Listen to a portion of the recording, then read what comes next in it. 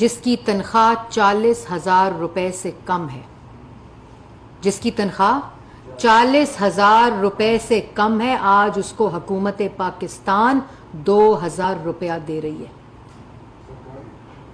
حکومت پاکستان اپنا 2,000 روپیہ اس کو دے رہی ہے. آج وہ مزدور، وہ کسان، وہ ٹیچر، وہ محنت کش خواتین، وہ اسٹوڈنٹ جو ساتھ کام کرتا ہے اور ساتھ اپنی تعلیم حاصل کرتا ہے، وہ ریڑی بان، ہر وہ شخص جس کی آمدن 40,000 سے کم ہے، اس کو اس پیٹرول کی انکریز کے بعد ساتھ 2,000 روپیہ دیا جا رہا ہے. خالی 786 کے اوپر کال کریں، کال لائن ہے 786، اس پہ کال کریں اور آپ کو یہ 2,000 آپ کی انکم لیول کے اوپر ایک ٹرانسپیرنسی چیک کر کے آپ کو یہ 2,000 روپیہ ملے گا منتھلی. یہ ریلیف دیا اور اس کے بعد پیٹرول میں ہمارے لیے آسان کام تھے. آپ نے تو نہیں کیے. ہر 15 دن کے بعد پیٹرول بڑھاتے تھے رات کے اندھیرے میں، ہر 15 دن کے بعد. آپ نے تو کبھی کوئی ریلیف کی بات نہیں کی. اور اس کے بعد BISP کے اندر جو رجسٹرڈ فیملیز ہیں جو کہ 14 کروڑ بنتی ہیں، 1.4 کروڑ فیملیز ہیں، اور اس کی آبادی جو ہے وہ 8.5 کروڑ جو پاکستان کی آبادی ہے وہ اس ڈیٹا کے اندر ہے، BISP کے اندر. اس کو بھی ان کو بھی ایکسٹرا 2,000 روپے دیے جا رہے ہیں، اس کے علاوہ جو ان کو BISP میں ملتے ہیں اس پیٹرول کے انکریز کے ساتھ ساتھ. یہ ریلیف ہے جو 8.5 کروڑ آبادی اور اس BISP کے ڈیٹا کے علاوہ جو 40,000 جن کی انکم ہے اور اس سے کم ہے ان کو 2,000 روپے مل رہے ہیں.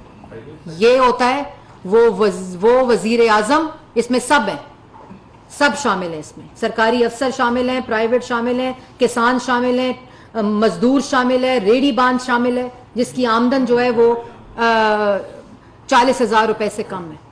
آپ صرف 786 پہ کال کریں اور آپ کو آپ کی انکم کو چیک کر کے آپ کو یہ 2,000 روپے ٹرانسفر کر دیے جائیں گے. آپ باتیں کرتے ہیں، آپ کو شرم آنی چاہیے. کب پہلے ایسا ہوا ہے؟ اگر ہمیں یہ فیصلہ ہم کرتے ہیں دل پہ پتھر رکھ کر کرتے ہیں اور ایک ویژن کے ساتھ کرتے ہیں کہ ہم اس کو بدلیں گے، ہم اس سائیکل کو بریک کریں گے، ہم معیشت کو راستے پر ڈالیں گے. ہم نے کیا ہے. اگر کوئی مثال دے سکتا ہے تو ہم نے کر کے دکھایا ہے. ان کی طرح نعرے اور کالی اینکیں پہن کے جھوٹ نہیں بولے تھے، لیکچر نہیں دیے تھے. ان کے پاس موقع تھا. اس موقع کے اندر 4 سال انہوں نے ملک کو مہنگائی میں جھونکا، بے روزگاری میں جھونکا، عوام کے اندر معیشت کو تباہ کیا. آج لیکچر دیتے ہو کنٹینر پہ. ایک ہی کام کر سکتے ہو، کنٹینر پہ چڑھ سکتے ہو جو بہترین کرتے ہو. دوسرا کام بہترین کرتے ہو، جھوٹ بولتے ہو. تیسرا کام بہترین کرتے ہو، منافقت کرتے ہو. چوتھا کام بہترین کرتے ہو، اسلامک ٹچ دیتے ہو اپنی سیاست کو.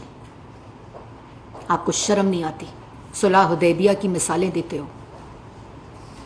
آپ کو تو خدا نہ خواستہ میں وہ استعمال نہیں کرنا چاہتی الفاظ، آپ کو اپنی بات کرتے ہوئے آپ کو خدا کا خوف نہیں آتا کہ آپ کس قسم کی گفتگو، لیکن بہترین کرتے ہو.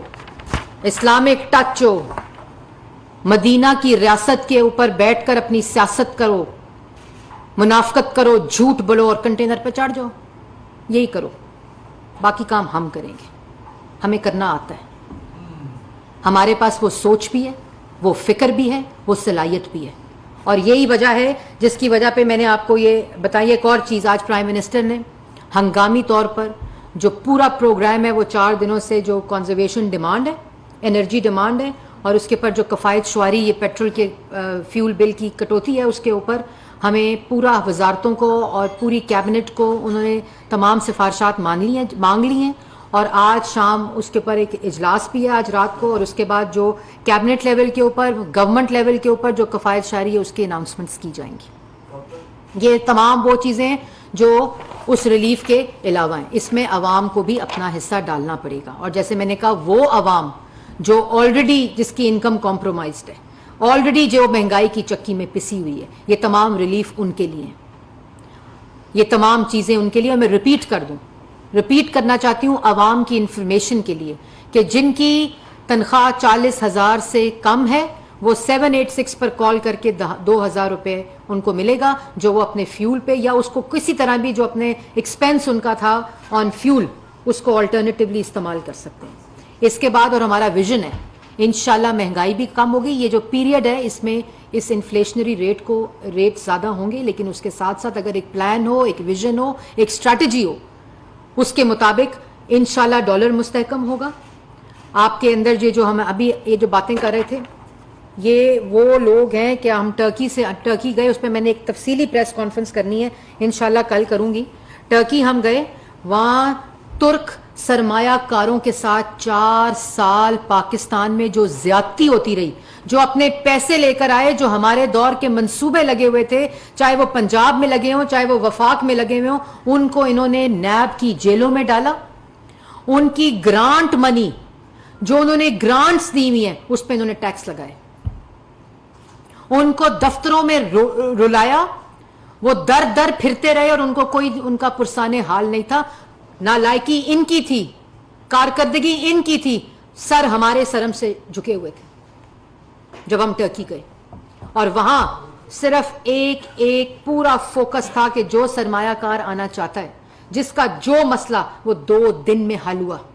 2 دنوں میں شہباز شریف صاحب نے وہ تمام مسائل جو انویسٹرز کے تھے, جنہوں نے پاکستان انویسٹمنٹس کی ہوئی تھیں اور جو کرنا چاہ رہے تھے, چاہے وہ تعلیم کا شعبہ ہو, ہیلتھ کا شعبہ ہو, انرجی کا شعبہ ہو, پیٹرولیم کا شعبہ ہو, توانائی کا شعبہ ہو, سب انویسٹرز جو تھے, روڈز کا شعبہ ہو, انفراسٹرکچر کا شعبہ ہو, پبلک ٹرانسپورٹ کا شعبہ ہو, سب ناراض. ان سب کو 2 دن کے اندر 4 سال کے مسائل. بیوروکریسی بھی وہی ہے, سسٹم بھی وہی ہے, یہاں تک کہ سیکرٹریز بھی وہی ہیں جو ان کے لگائے ہوئے تھے. مسئلے ہم نے حل کیے. ہم نے وہ تمام انویسٹمنٹ اپرچونٹیز کو دوبارہ بحال کیا, کیونکہ اوپر قیادت بدل چکی ہے. قیادت عوام کی فکر رکھتی ہے, عوام کا سوچ رکھتی ہے. ان کے پاس ہے کیا؟